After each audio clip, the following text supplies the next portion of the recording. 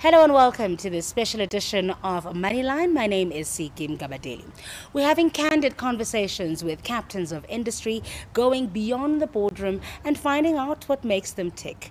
Today we meet South Africa's first black female chartered accountant who went on to co-found the largest black-owned accounting firm in South Africa to rival the Big Four. She is Nonkululeko Gobodo. As a young girl, Nonkululeko Gobodo knew one thing. She wanted to change South Africa's economic landscape.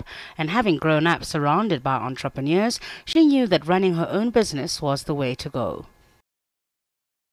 Qualifying as the country's first black female chartered accountant in 1987, Gobodo could have taken a senior position with any of the country's big four accounting firms. In fact, she was offered a partnership at KPMG after she qualified, but she turned it down, choosing to rather establish her own accounting firm, Gobodo Inc. She grew the company from its humble beginnings in Mthatha to a Johannesburg-based accounting firm with a national footprint. Today, it ranks as South Africa's fifth largest accounting firm and the largest black-owned. What sort of conversations were happening around you? I grew up with my parents just sharing their lives, to the extent that you live in this world and we think that is the world. I think when you come out of there, you realize that the actual world is different from that. Yes, it was actually quite a lovely, you would actually love to see that scene. And this is in Mthatha, the former Transkei. I think let's contextualize this because families there, a lot of families who could afford it, but who also were exposed to it, valued education. So education was a very kind of a big cornerstone. There were lots of intellectuals that come from Mthatha that we even know today. The environment, I was very, very blessed to have grown up in that kind of environment because, first of all, my own family, my uncles were in business, whether in Mthatha or Kala or Cape Town. But the environment itself, it was in the former Transkei. You saw these affluent black people who were going into business and successful. And there was a university there, And so chartered accountants were being produced right in front of my eyes. Professor Nkotlo opened the first African accounting practice right in my hometown. So it was actually quite normal I was socialized in that kind of environment. It was quite normal to have these dreams of having my own firm. I think I remember when I started articles, that first year I dreamt of having my own firm. And you think, why would I dream that? Because of my background and because of the environment itself. It was really fortunate for me to grow up in that environment. So you didn't have to search for role models they were around you?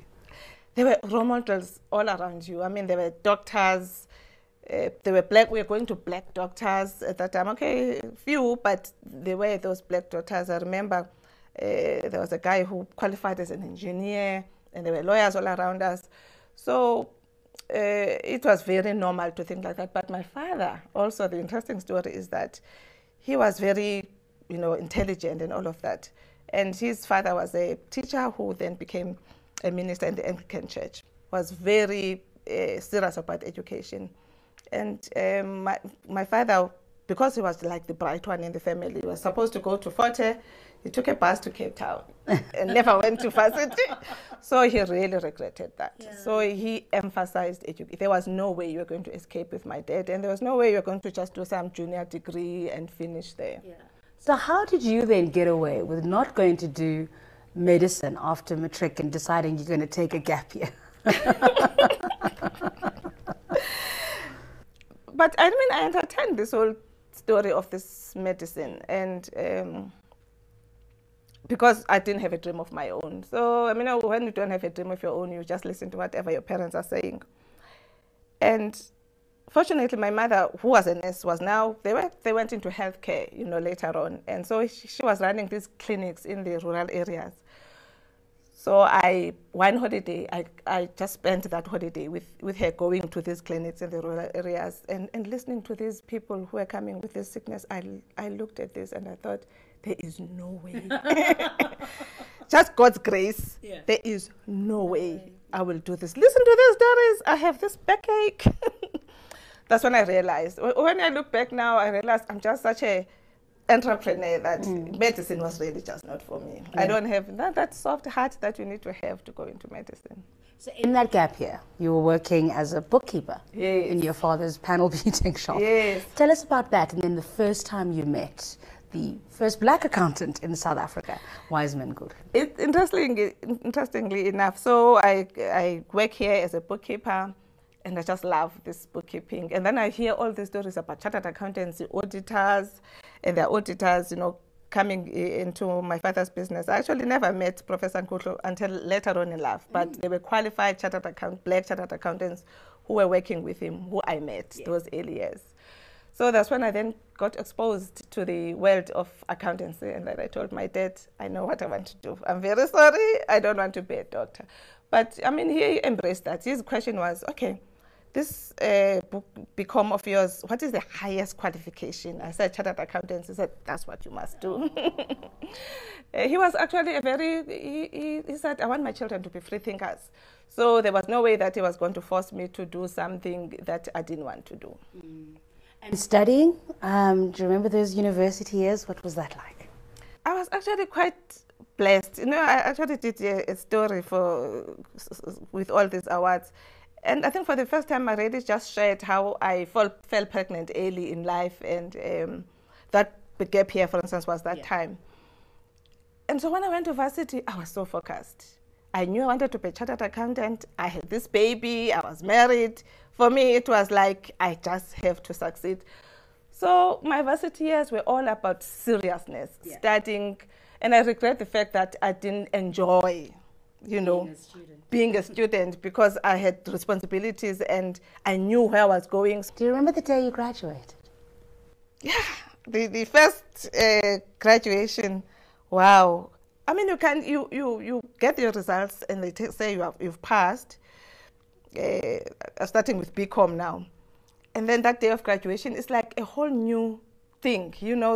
I can't explain to you those emotions of success. You succeeded and you were told that you wouldn't succeed and all of that.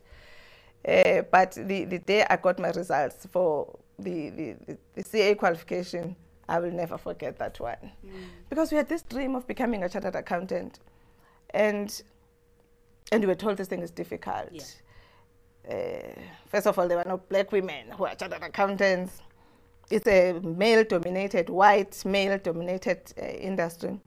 But I just had this passion that I will qualify, I didn't even know that I would be the first to qualify because there were others who had written before me. So that day, this phone call came because in Transkei we were far away, so the results go to East London. In Transkei we were far away, so I get this, I'm called by the partner into his office, so I know it's about the results now. And he hands over the phone to me, and the guy says, congratulations, that's all he needed. I'm told that I threw the phone in the dustbin. I ran out screaming all around the offices. People are around, what's happened? Emma that died, what's happening? And that was it. I had actually conquered this thing. I was qualified. It only the following day, when then all these calls came, that I was the first, I said, what? And newspapers and TV. I was like, sorry, guys, I'm just a shy girl from the Transkei. This was for me. I don't need all this publicity. But they sobered me up very early. It's not about you at all. We need role models. And they were right. They were right. But it was an awesome moment. Every chartered accountant, no matter how old they are, they will tell you about that day.